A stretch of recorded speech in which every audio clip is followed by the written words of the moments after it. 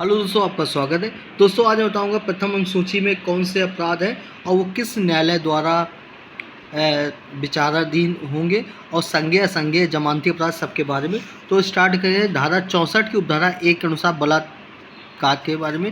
इसमें कम से कम 10 वर्ष की कठोर कारावास किंतु आजीवन कारावास तक हो सकेगा और जुर्माना भी होगा। ये संज्ञेय अपराध है और अजमानती अपराध है। ये सेशन न्यायालय द्वारा विचाराधीन ट्रायल इसका लड़ा जाएगा।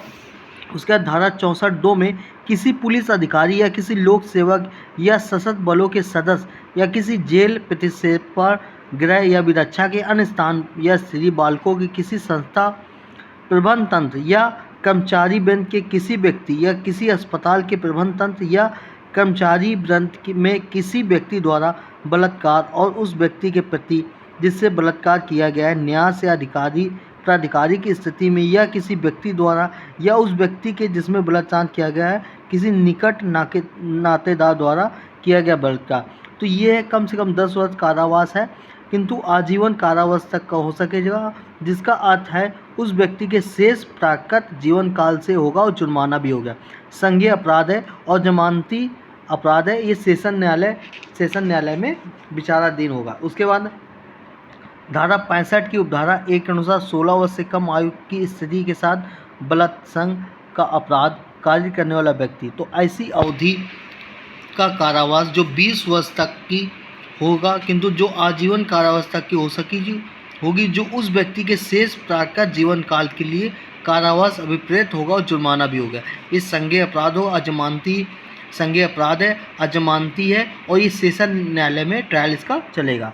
उसके बाद 65 की उपधारा 2 में 12 वर्ष से कम आयु की स्त्री के साथ बलात्कार का अपराध कार्य करने वाले, तो इसमें कम से कम 20 वर्ष का कठोर कारावास होगा किंतु जो आजीवन कारावास तक का हो सकेगा और उस व्यक्ति के शेष प्राकृत जीवन के काल के लिए कारावास अभिप्रेत होगा और जुर्माने से या मृत्युदंड से भी अभिप्रेत है।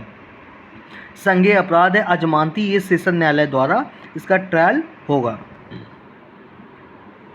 इसके बाद है 66 बलात्कार का अपराध करने की ऐसी क्षति पहुंचाने वाला व्यक्ति जिससे महिला की मृत्यु कारित हो जाती है, उसकी लगातार विकटशील दशा हो जाती है, तो इसमें कम से कम 20 साल की कठोर कारावास है किंतु आजीवन कारावास तक की हो सकेगा, जिससे उस व्यक्ति के शेष प्राकृत जीवन काल के लिए कारावास अभिप्रेत होगा। संज्ञेय अपराध है, अजमानती और सेशन न्यायालय द्वारा इसका ट्रायल होगा। पति द्वारा अपनी पत्नी के साथ पृथककरण के दौरान मैथुन, कम से कम 2 वर्ष के लिए कारावास किंतु 7 वर्ष तक हो सकेगा और जुर्माना। संज्ञेय केवल जमानती पीड़िता के परिवार पर, संज्ञेय अपराध है, केवल जमानती है, पीड़िता के परिवार पर होगा और जमानती है सेशन न्यायालय, इसको भी सेशन न्यायालय द्वारा इसका ट्रायल होगा।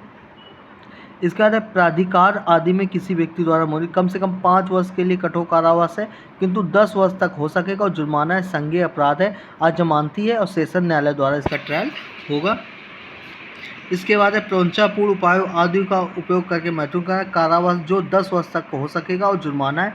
संज्ञेय अपराध है, अजमानती है और सेशन न्यायालय द्वारा इसका ट्रायल होगा। इसका सामूहिक बलात्कार में कम से कम 20 वर्ष का कारावास होगा किंतु जो आजीवन कारावास तक का हो सकेगा, जिससे उस व्यक्ति के शेष प्राकृत जीवन काल के लिए कारावास अभिप्रेत होगा और जुर्माना भी। संज्ञेय अपराध है, अजमानती है और सेशन न्यायालय द्वारा इसका ट्रायल होगा।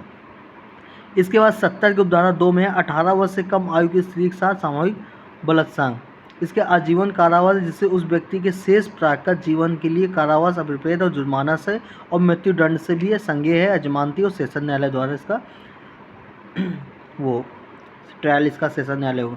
उसका पुनरावृत्तिकर्ता अपराधी, इसमें आजीवन यानी रिपीट ऑफेंडर्स ये है, तो इसमें वो धारा है 71 आजीवन कारावास, जिससे उस व्यक्ति से प्राकृत जीवन कारावास अभिप्रेत और मृत्युदंड भी होगा। संज्ञेय अपराध है, आजीवन है, सेशन न्यायालय द्वारा इसका ट्रायल है। इसके बाद 70 की उपधारा 1 में कतिपय अपराध आदि से पीड़ित व्यक्ति की पहचान का प्रकटीकरण, तो अगर जो पीड़ित है उसका अगर आप उसका डिस्क्लोज करते हैं उसकी आइडेंटिटी, तो उसके लिए भी है 2 वर्ष के लिए कारावास, जुर्माना। संज्ञेय अपराध है, अजमानती है और कोई भी मजिस्ट्रेट इसका ट्रायल हो सकता है। ट्रायल उसमें मजिस्ट्रेट ट्रायल देख सकते हैं, चल सकता है किसी मजिस्ट्रेट के यहाँ। इसका 73 की धारा में है न्यायालय की पूर्व अनुमति के बिना किसी कार्रवाई का मुद्रण या प्रकाशन, 2 वर्ष के लिए कारावास, जुर्माना है, संज्ञेय अपराध है, अजमानती कोई मजिस्ट्रेट इसका विचारणा ट्रायल देख सकते हैं। उसके बाद धारा 74 है, महिला की लज्जा भंग करने के आशय से उस पर हमला या आपराधिक बल का प्रयोग, 1 वर्ष तक के लिए कारावास जो 5 वर्ष तक का हो सके, जुर्माना है, संज्ञेय अपराध है, अजमानती है और कोई भी मजिस्ट्रेट इसका विचारण कर सकता है।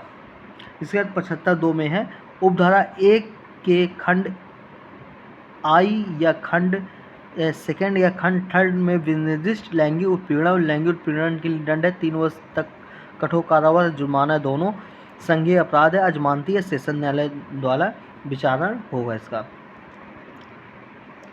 इसके बाद उपधारा 1 के खंड 1(4) में विनिर्दिष्ट लैंगिक उत्पीड़न और लैंगिक उत्पीड़न के लिए दंड 1 वर्ष के लिए कारावास, जुर्माना है दोनों, संज्ञेय अपराध है, अजमानती, सेशन न्यायालय द्वारा इसका ट्रायल होगा।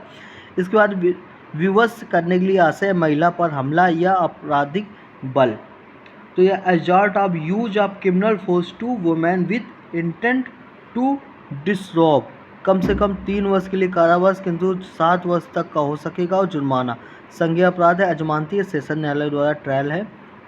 इसके बाद है दशय रतिकता, कम से कम 1 वर्ष के लिए कारावास किंतु 3 वर्ष तक के लिए हो सकेगा और जुर्माना है, संज्ञेय अपराध है, जमानती है, सेशन न्यायालय द्वारा इसका विचारण होगा।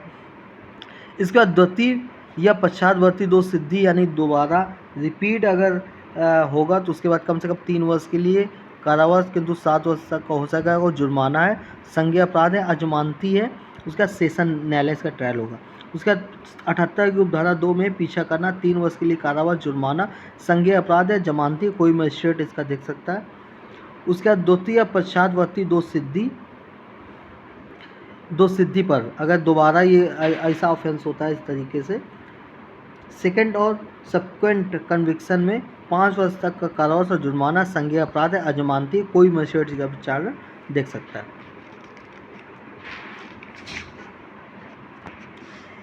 इसके बाद महिला की लज्जा का अनादर करने के आशय से कोई शब्द कहना या कोई अंग विक्षेप करना, 3 वर्ष के लिए सादा कारावास, जुर्माना, संज्ञेय अपराध है, जमानती, कोई मजिस्ट्रेट इसका विचारण कर सकता है।